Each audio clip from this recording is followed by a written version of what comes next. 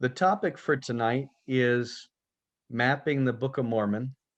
And I know that if we asked probably uh, hundreds of different people that have pursued this, there have been hundreds of different answers in regarding to making your own map. And I don't claim tonight to have a smoking gun.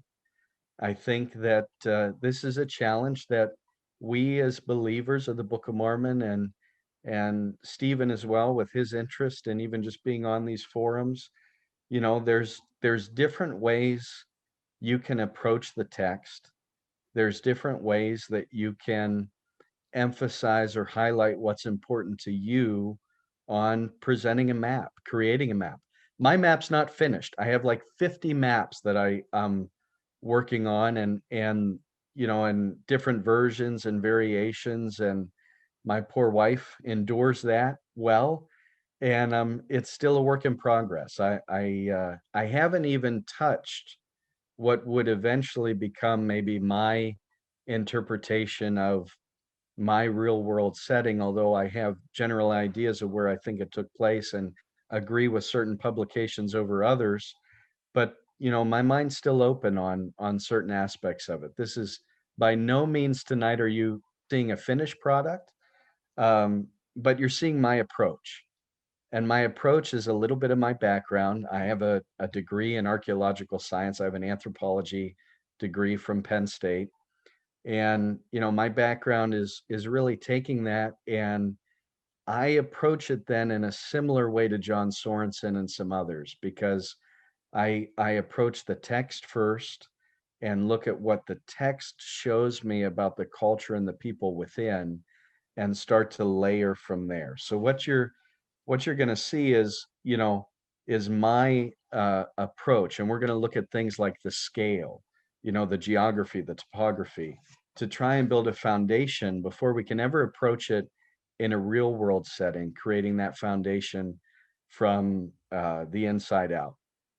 Now, maybe Paul, I could get you to comment, and some others that have been on an excavation. By the way, you're seeing college tie-dyed Josh from 12 years ago in the picture on the right, as I'm at a historical site in Pennsylvania. We're excavating a farmstead from the early 1800s there, and I'm plotting in some of the site and probably equipment there that I probably couldn't use today if you threw it at me, because it's been a decade. But uh, Paul or somebody else that's been on a dig, and I know that several of you have with Paul, what's the importance of a datum for an archaeological site? Let me toss that one to David, my brother. He's the one that I've depended upon for the He's surveying. talking about you. Once the archaeologist gets through with the dig, there's nothing left behind. It's an empty hole. Yeah, And so if you don't have great records and great data, it's lost. And you've effectively destroyed what could have been answers to questions because you didn't record what you found. exactly. So when you excavate a site, you destroy a site, right? You completely destroy it by excavating it. And usually one of the goals when you're getting started and you're plotting in your squares, right, is you need that fixed point, that fixed datum point, that reference point, to be able to build your map for all the other locations that you might dig off of. You have one fixed point that you then fire away, and where all the other sites are located in regards to that one fixed point, right? In general, usually that's the goal, so that and can map your site accordingly. So the key to mapping an archaeological site is having a known fixed point in order to plot it in. And David's absolutely right. That's so you can go back, because once you start excavating, there's no going back. Once you start digging down, you've dug. You're not digging again. The layers need to be recorded right. Your soils need to be sampled right. And so, you know, there's really two different rules when we go to mapping. You can have fixed points, or you can do something that's relative. We're used to, in our world, having latitude, longitude, and everything's at a fixed point.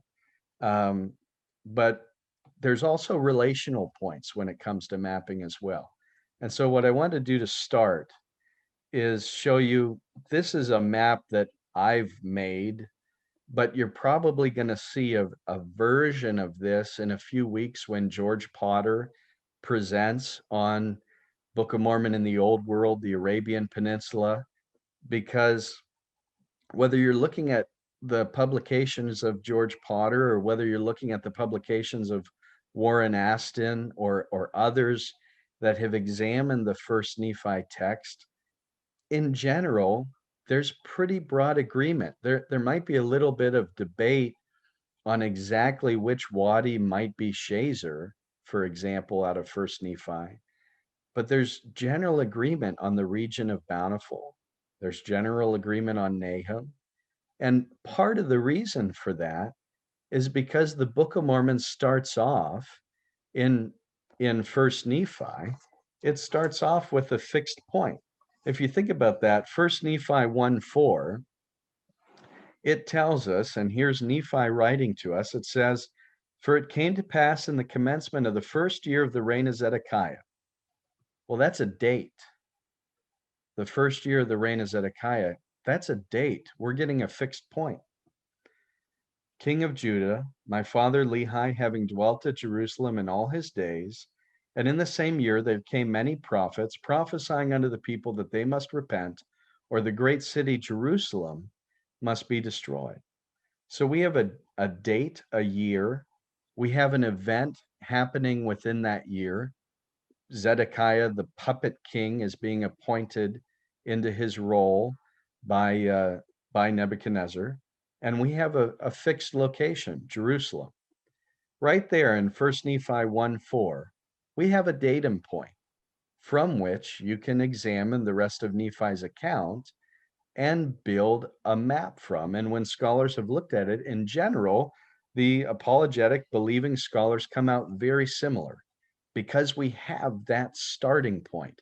Nobody finishes in Africa or Egypt. Nobody finishes Nephi's journey in Europe or somewhere else, because we have a fixed datum point, and Nephi gives us rough directions from there and even names some sites that have some strong archaeological correspondences. When you look at Nahum, there's about 5 converging evidences for the archaeological site of Nahum, which I'm sure George Potter will get to later. So that's not my point of showing this. It's just to show that the strength of what you're going to see in George Potter's presentation that is sure to come is built on a number of evidences that correspond and converge together all around a starting point.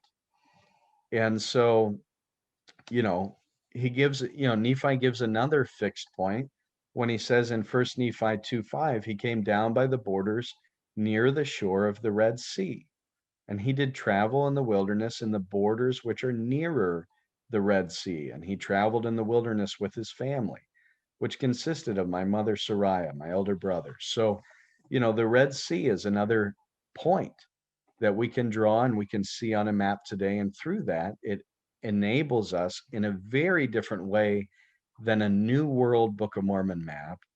We have a couple of data points that Nephi gives us that then you can build off of. And when you do build off of it, we have some archaeological bullseyes, you have some geological bullseyes, some climate evidences for Bountiful and different things that piece together really nicely because we have a starting point. And, the end result is usually a map that looks something like this for First Nephi, for their travels in the wilderness and their journey to the land of Bountiful.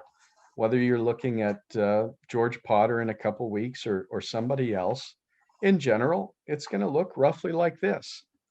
The challenge is then when we try and approach that to where they go to the promised land, right? The real challenge is, the evidences in the old world are strong and solid, but we don't have the same starting point when evaluating a new world geography for the Book of Mormon. So because of that, you will have times and places not unlike, Jonathan Neville's presentation he gave a week or two ago, where his starting point is a statement from Oliver Cowdery and a statement from Lucy Mack Smith. The statement from Lucy Mack Smith is decades after the activating event, and she's not a primary witness. And Oliver Cowdery, who's also not a primary witness. So, while those are nice things, I'm not sure anybody that would be doing biblical archaeology would consider that. And that's something that I do when I try and approach this topic. Is there's some good research out there from scholars that do biblical archaeology, because there's, if you know anything about biblical archaeology, there's huge debates from minimalists to maximalists on how you approach the text of the Bible and how you apply that to real world settings. And those debates aren't over yet. They continue today, and sometimes they're quite heated, and so I think it sets a platform for us to compare with the Book of Mormon, but not perfectly, because we don't have a starting point in the Book of Mormon of a fixed datum for us to build an internal map. So with that, we are stuck with doing relative examination and using criteria to try and create layers of criteria from the Book of Mormon, starting from the Book of Mormon first. My approach is the text, the inspired text of the Book of Mormon, the translated book itself, and allow that to build the criteria outwards. And that doesn't mean that that's going to be perfect. It doesn't mean that there won't be problems or things we didn't wish we had more information on. But my first step is always the book first.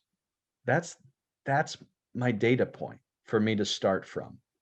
And through that, establish criteria upon which you could layer and overlay a work that could then be built onto a real world setting. Before I even talk about a real world setting, first, I'm going to look at all 600 points that Mormon gives of the land of this, the wilderness of that, and see the consistency in which he does it, and try and build an internal map. We're going to look at that in more detail.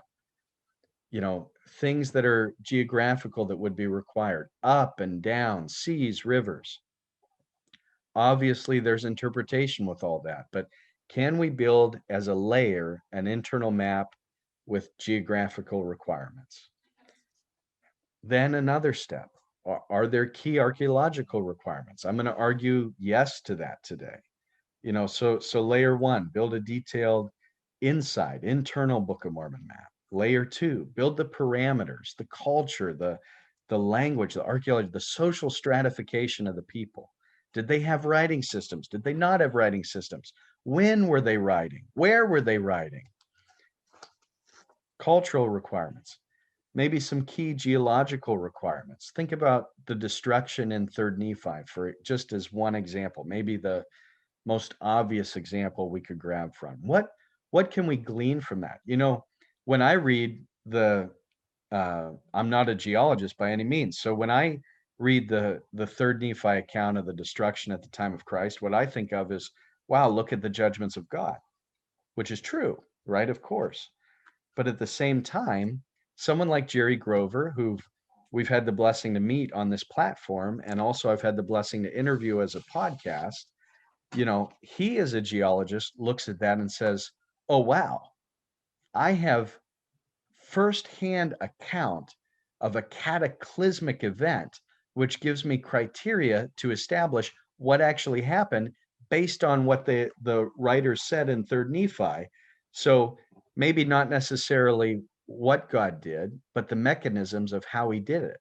And so to do that, Jerry Grover's done tremendous work. And Bart Koalas is another one that has evaluated that as a geologist, looking at the 3rd Nephi account and trying to figure out, what happened? Well, that would be another layer, right? Because based on what a geologist would say, hey, this is what had to happen. Now we have some archaeological requirements, some cultural, anthropological requirements. We've built an internal map that could be stretched or twisted, but in general, we have some rules and regulations, laying that onto a real world setting. when I first started approaching the text this way, our group in general, our church is a church of former coal miners and farmers. So, I'm actually uh, sixth generation in the church. So my heritage in the Church of Jesus Christ, thank God, goes back to the mid 1800s, back to the days of William Bickerton for us. And so, we were coal miners and farmers, uneducated people. So when I first started presenting this, or thinking about or talking to it, I would get the reaction of, well, you can't really look at it that way because in Third Nephi, everything gets destroyed, the face of the whole land changes, and so you can't even approach the text this way. So I studied it out, and I decided that rebuttal was actually not accurate. You know, before the Third Nephi destruction, the destruction at the crucifixion of Christ, the city and the temple bountiful are still present. Zarahemla's rebuilt. Mormon's the one that actually gives us almost all the geographical requirements in the Book of Mormon text, and he writes and edits the plates, compiles everything after this massive event happens. And places like Hill Cumorah and different lands are all still present before and after the Nephite that great destruction. The narrow neck, the narrow pass, they're all still there. So while the face of the land changed, it doesn't necessarily mean that we can't build an inside map, that we can't attempt this endeavor together. But we have to keep in mind a couple things. So I love the picture on the right. That picture is from the New Yorker. I think you can see the date, 1976. It does an awesome job of showing an ethnocentric and an internal perspective of America. This is like a world or an American map from the perspective of a New Yorker. And the artist is trying to show the perspective bias of somebody that's born and lives in New York. And right, what's their world? How do they view America? Well, their world is all New York City, 9th and 10th Avenue, the Hudson River. Then look at what it is from Jersey to the Pacific Ocean. Look at how their cultural perspective is so limited because they don't know the landscape of what's beyond, right? So there's cultural bias, our viewpoint. And Mormon certainly would have had a cultural bias when he was writing, and we can see some incredible things from Mormon, right? He doesn't give us, when you look at his voice, and there's some great programs out of BYU. BYU has a program called Word Cruncher where you can search the Book of Mormon based on the author, the voice of who's speaking. And so when you examine Mormon, our famous general from the end of the Book of Mormon, our compiler of the plates, he knows the land northward pretty well. He knows the land bountiful in Zarahemla extremely well. He gives us times and days of travel. The land southward in the Book of Mormon, he does not give us days of travel very much. He does not give us a better lay of the landscape. And that's accurate because he never stepped foot in the land southward. Mormon never steps foot. So from a first person perspective, from Mormon's perspective, from his point of view, he doesn't know the land southward very well and doesn't describe it very well, which fits the text. But we also have to keep that in mind. So as we're trying to build a map, the author has an impact on that. His perspective matters. And we have to keep in mind that Mormon was living, in generally, Bountiful and Zarahemla is in the land southward, but it's north of the land of Nephi, and he doesn't give much south of that narrow strip of wilderness. Some of the things we're going to talk about in a minute. So also directions. I would love to tell you north is north and south is south. But as an anthropologist, as somebody that's reading the text, I have to understand that there might be a perspective that might be different than mine. That cultures like Hebrews, the Jews, their version of north was actually east, where they would think the top of the map was east, because that's where the sun rose. The Mayans are the same way. And directions aren't necessarily on a line. They're more like in a range, because you have things like the solstices where the sun moves. So east has a wider range than just this straight line. And again, it's then we have to have some flexibility for wherever you put the Book of Mormon in a real world setting. How did they view the directions? Many of you might recognize the medicine wheel here, where Native Americans have, their directions, and it's 4 directions, sometimes 5, depending on what medicine wheel you're using, right? But it's representing a larger area. All of a sudden, northward and southward is allowed to vary based on where you put it in, based on the culture you apply it to. So if you build a map and put it in a real world setting, your north, south, east, and west should match the culture of the people that you're placing it in, would be my position. And it's something for us to kind of put an asterisk next to look at. Scale. I think everybody, if I stop sharing just for a second, everybody's probably seen a map, and this is going to be way too big. I'm sorry. I was at my church building.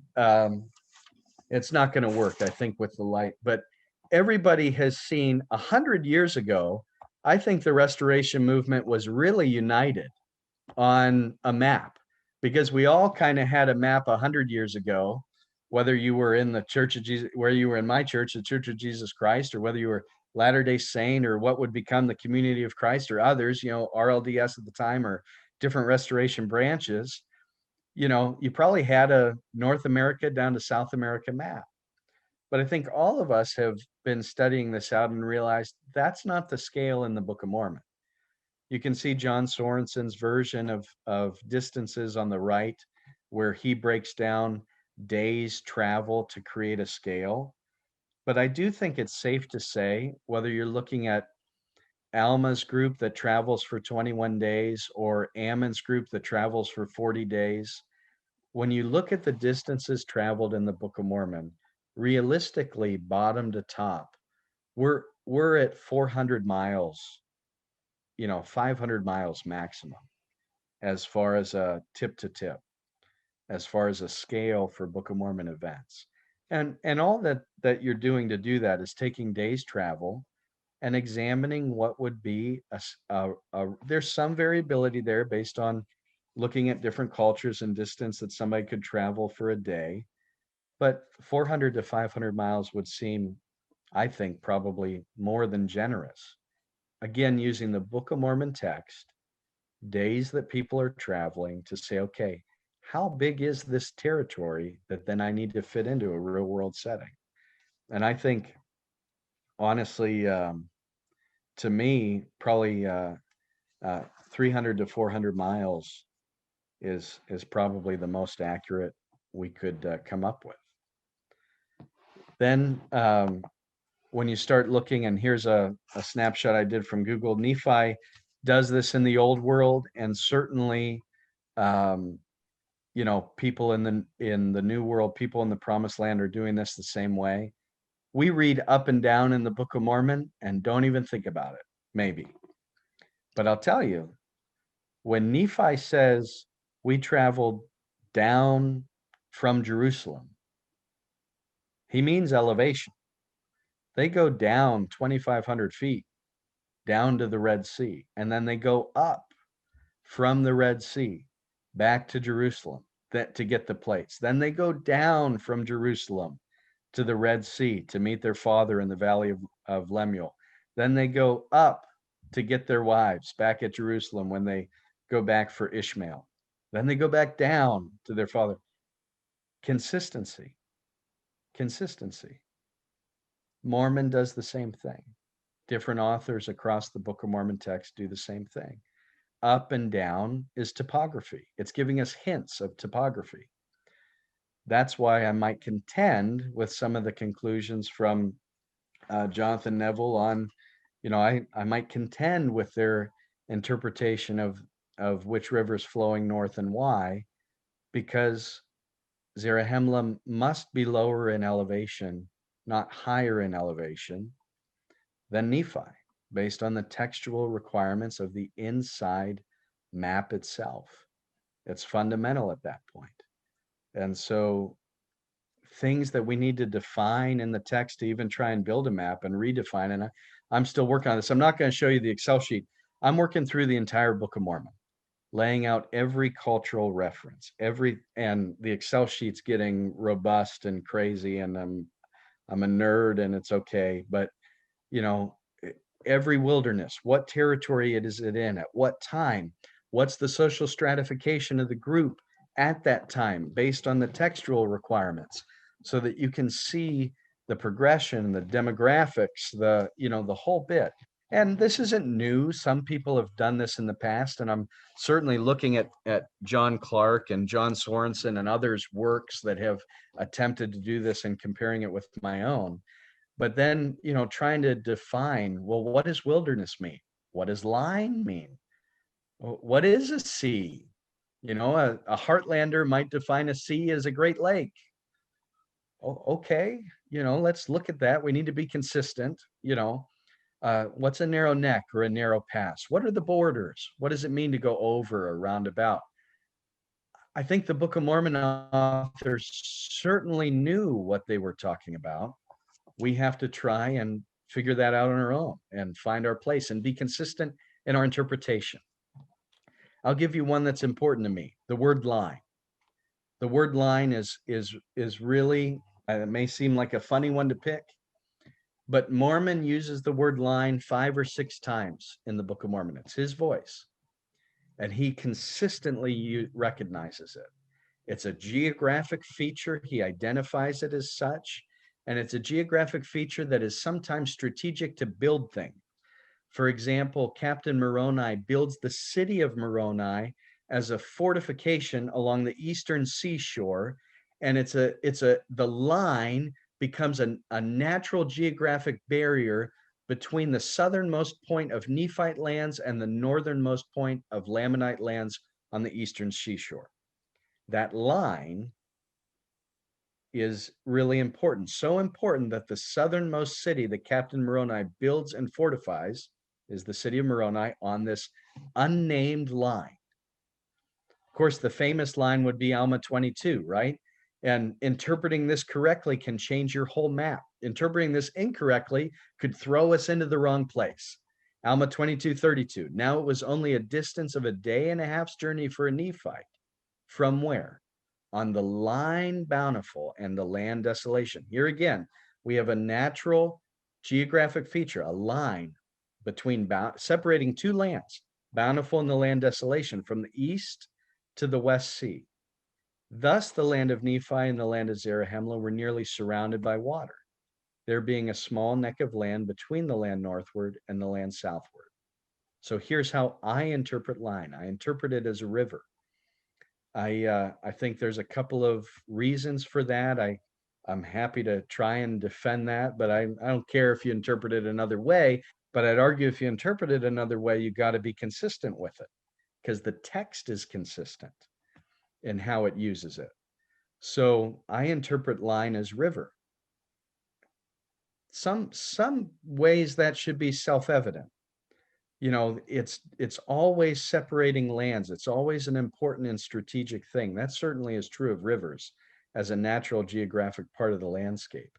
And if we apply that to what we would normally call the narrow neck, well, that would mean that there's a river that would flow between Desolation and Bountiful, between those lands, and it would flow into the East Sea, and the Nephites would be fortifying the day and a half's journey from the river, from the line, Desolation and Bountiful, from that line, from that river, from the east to the West Sea would be in a day and a half's journey. And that would be the area that the Nephites would be fortifying to prevent the Lamanites from coming up the West Wilderness, circling around and conquering the landscape. So if you interpret line as river, you might get an inside map that starts to look something like the very simple version that I've laid out on this slide. Okay, now if you interpret line a different way, as long as you consistently do it, I'm good. But I think that is one possible interpretation. Interesting point, Mayan, languages, for example, I think Frank Fry might enjoy this, some others might enjoy this. Mayans did not really have a word for river. What they would do is they would use their glyph for water, and they would have a line underneath it. And that would be how they would symbolize river. They did not have an actual word for river. Now that's taking it one step further and trying to talk about it in a real world setting. But be that as it may, if you build an inside map, you then have to try and make it fit into a real world setting. That's the next step. We're not doing that tonight. So now you have to do these type of interpretations for all these different words as you start. You have to try and define and refine what the authors are actually saying. Again, because we don't have a datum point to start out from. Here's a great version. I know Tyler Professor Griffith well at BYU. I've interviewed him on the podcast. Here's a version from virtualscriptures.org of an inside map. And it's one that I certainly evaluate and cross-reference when I'm looking at this for myself. I think it's not an impossible task, and I think there is some consistency that you see when you start evaluating the map this way. So I don't know how I'm doing on time, by the way, so just jump in anytime, Paul, as I go through this. I'm not sure where I'm at, but there's major geographic features that need to be accounted for. You definitely have a narrow neck of land. That's from Ether 1020. They build a great city by the narrow neck of land, by the place where the sea divides the land. There's a narrow pass there. There's a fortified line there. The line's a natural barrier. Talked about that a little bit. So you have a narrow neck. You also have a big, giant, broad land northward. You have a big, giant, broad land southward. So any internal map certainly needs that feature. You need an East Sea and a West Sea. I think there's different ways to interpret the North Sea and the South Sea from Helleman, but without question, you need an East Sea and a West Sea. You need a river Sidon. That river does consistently flow north when you look at the topography and the text itself, and the fact that everything is always east of Sidon or west of Sidon, never north of Sidon, never south of Sidon.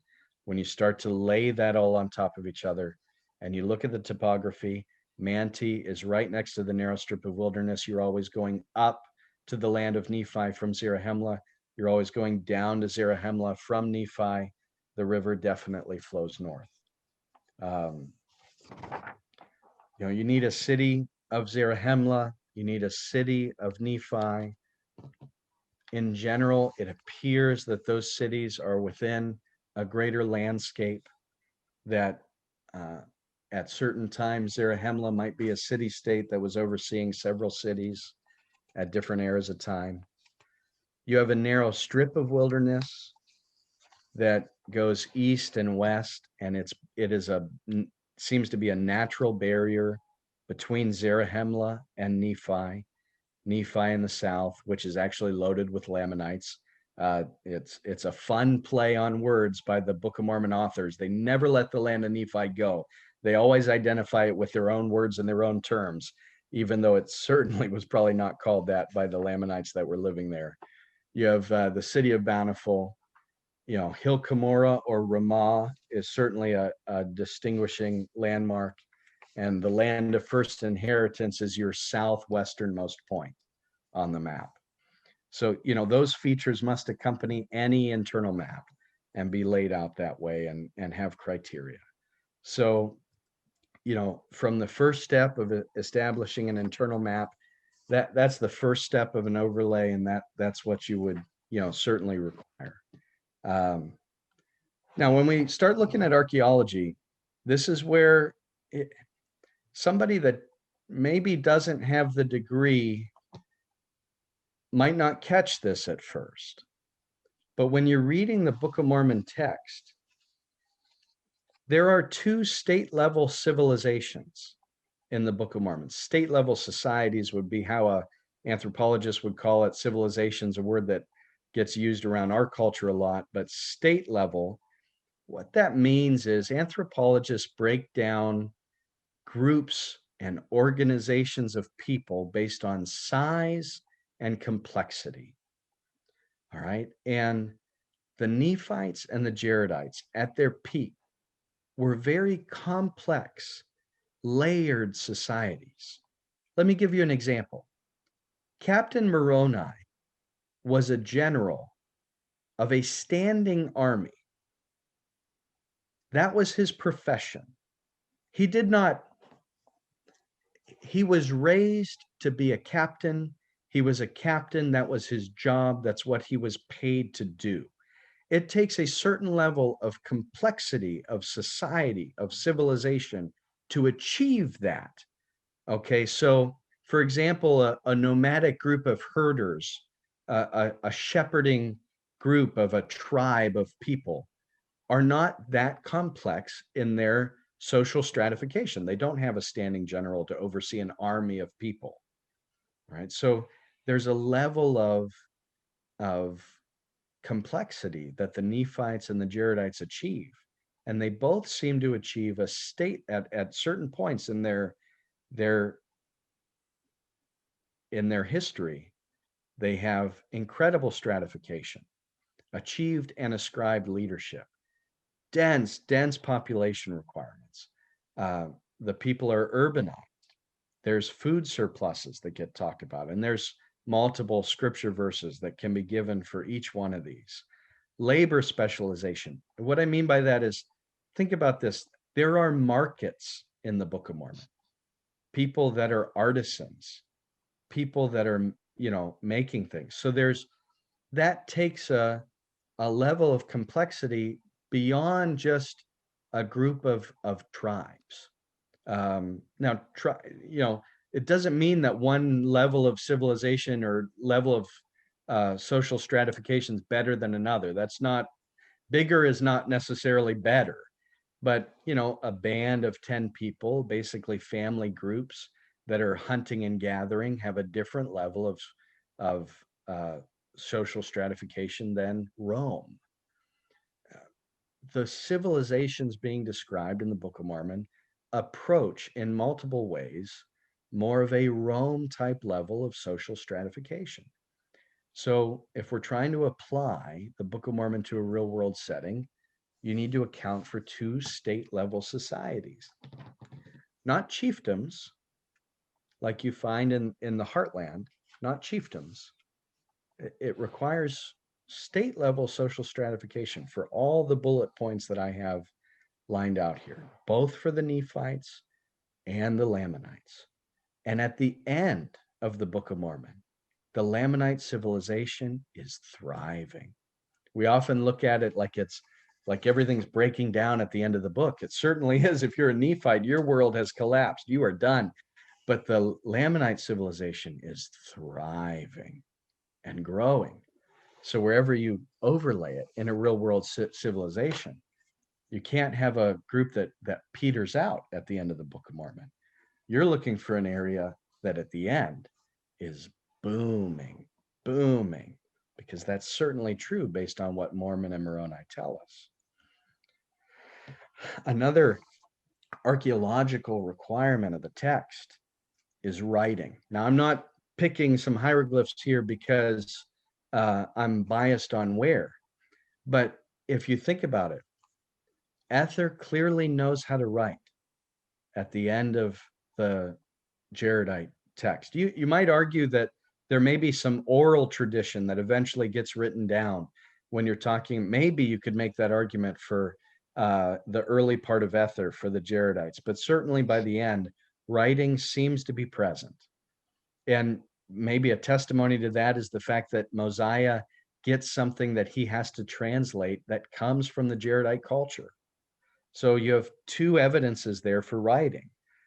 The fact that King Mosiah is interpreting something that they wrote, and the fact that Ether certainly writes at the end as well. He's literate. And you have the Nephites and the Lamanites writing letters back and forth to each other. Their civilization is literate seems to be the entire time of the Book of Mormon text. So you need two different writing systems. In whatever place you place the Book of Mormon, the Book of Mormon seems to make that a requirement, that you would need two different writing systems that would be prevalent that you could to examine. Mention this a little bit, but if you look at it geologically, another layer. So, the internal map, some basic bare bone archaeological requirements, some basic bare bone geological requirements.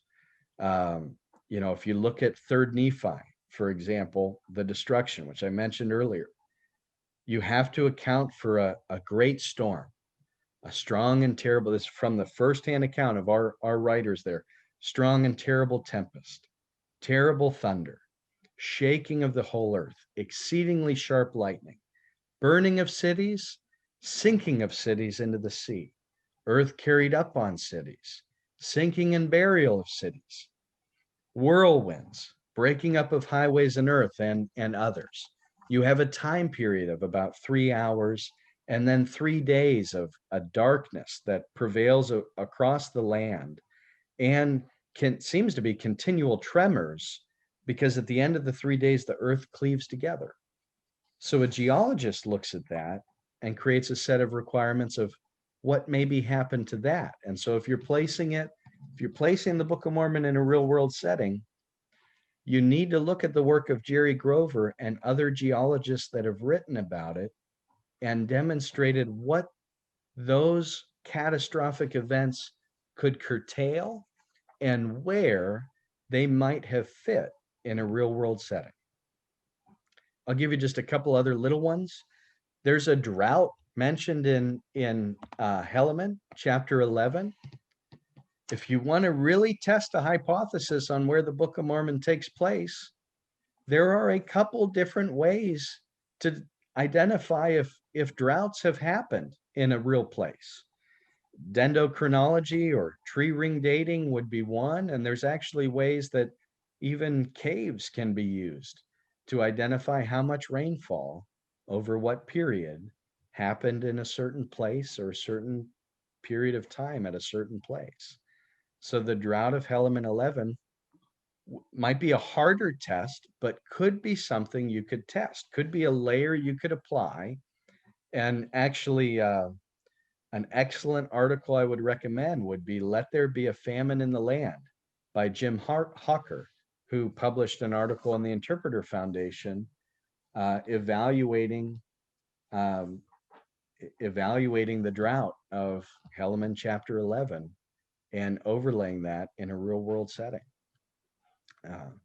Another possible test, this is getting a little bit more minute, but that you could use to examine Book of Mormon as a layer to overlay onto a real world setting, is the snake infestation of Ether 9, where it says the land southward was infested by snakes. Something like this can happen, and this could be another testament of a drought. In Ether chapter 9, you read about poisonous serpents. It's during a time of great dearth where there was no rain upon the face of the earth. That does fit. You have evidences of this in Australia and some other places that have lots of snakes, that when there's a drought, snakes will congregate to find water. They will try and find water. So actually the text fits what could happen in a case of drought, that snakes would congregate and pose a problem in a geographic area, but then you have to apply that to a real area. So another possible testable criteria comes from Ether 9. Now, we all read the text for its spiritual value. I know this is not how we normally read these things, as we build these layers, but as we as I kind of come to the conclusion tonight, to me, we have a lot of wonderful people that join this forum and present wonderful opinions on the Book of Mormon. To me, let's put them to the test. In love, let's put them to the test. Did they build their model by starting with a detailed inside internal map? Is that their first step? Or is their first step some other step? To me, the correct scholastic endeavor would just be to start with the text. We're trying to apply the text to a real world setting. If you're not starting with the text, you are not actually building a hypothesis. Very simply to me, as we look at different ones that present wonderful theories on this forum, I'd encourage you to consider, are they presenting societies, civilizations that achieve a state level society, that have inherited or approved leadership over time, cities overseeing multiple cities politically? Are they they're then obviously then they're growing their own food, they're farming, they have to be farming at that point for that to happen. You can't have the populations that are described in the Book of Mormon without farming. You can't. Farming is a requirement to achieve that level of complexity. Are we presenting a location that has at least two writing systems, at least one dating towards the end of the Jaredite time period, and another in the correct location during the Nephite and Lamanite time period? Writing certainly is a requirement in both civilizations we read about in the Book of Mormon. Is the person that's presenting a real world setting presenting it in a place that has a geological answer or testable hypothesis for the account of third Nephi? And if you really want to get layered, you could even look at some of the last couple, some of the droughts, some of the more, that's pretty fine tuning if you get down to that level. But at the very bare bone basics, to me, my opinion would be, are we building a detailed inside map that we can then stretch, contort? There's certainly areas you can pull and push that map to put it onto a real world setting, but do we have something to place it onto a real world setting? Does the civilization at its fundamental level match the level of complexity described in the Book of Mormon and have writing systems? And is there a realistic geological testable answer for the account in third Nephi? And if Jerry would ever present on here, I know he'd do a wonderful job, but I did interview him. If you want to know what those criteria are, I have an hour-long podcast where he and I dove into the geology of the Book of Mormon. He did a wonderful job. He's a brilliant man. There's a reason why I think Paul keeps referencing back to him, and every time he does, I give a thumbs up, because he's a scholar in his approach. So I'm not sure where I'm at on my time, but when I look at mapping the Book of Mormon, before I ever go to where is it actually in the dirt, this is Josh's rough criteria on what I'm looking for.